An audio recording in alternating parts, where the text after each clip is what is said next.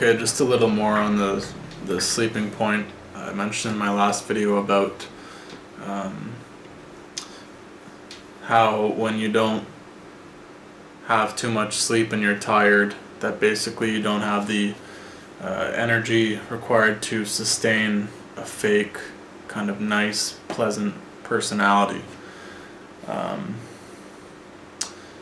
And what is actually existing behind that, which is, you might find that you're actually quite a mean, nasty person. And I realized today, because today I'm also pretty tired. I didn't sleep as much as I would have liked to have last night. And I actually realized that it's actually a pretty cool point of support, because when you simply don't have the energy to deal with things in a positive way and just have a kind of good attitude about everything, you'll tend to let less things slide and put up with less shit, even though you might still be reacting and have like a more negative reaction towards something. It's kind of cool, because that is like really the reality of how you're actually existing. That's what's underneath the nice person persona. And because that's all that you have to deal with, to work with, that those are the only reactions you have to things, is you're irritable and you're getting pissed off about things that you're dealing with, then you're kind of more forced to deal with it in a way, because you're really faced with who you really are. And if you're self-honest about that point of what you're experiencing, then you obviously realize that it's not acceptable, and that's not how you want to exist and experience and express yourself.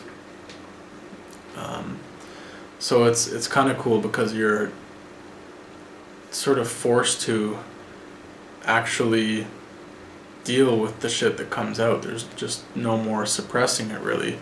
And you might actually sit down and write about a point and figure it out and be more thorough than you might have been if you were just kind of like having a positive attitude about everything.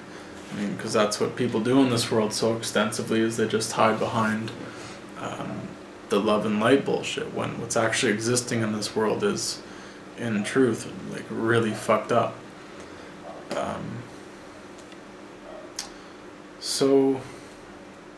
Oh yeah, and another point I realized too was that it's really like sleeping more than your body actually just requires purely to function is just another energetic addiction, because it is like a way of it's like your mind wanting to get that extra energy that you need to rejuvenate and sustain that whole nice person persona, the whole love and light thing. And because what I noticed specifically was that you don't actually, like, to just function and do day-to-day tasks, you don't actually need that extra energy. You might not experience those tasks as well, in terms of like I mentioned, you might be more irritable with them or have resistance to them or a bad attitude in doing them, but you'll be able to actually do them, and the experience of tiredness will actually just be more of an energetic experience. Like, it'll just come in the form of like, I feel tired, or like thoughts of, oh, I'm so tired, this sucks so much, that kind of thing. Whereas when you're actually tired, like physically tired, like I find your body just, like, you just don't work anymore. Your body will just start to like turn off basically and shut down. And that's when you're actually tired, because you'll fall asleep standing up. So it was kind of cool to make that distinction, and I noticed that with the energetic tiredness, I'm able to breathe through it. There are things I'm able to do to get past it, and I'm still functional, which again shows you that it's not real. It is purely just an energetic experience.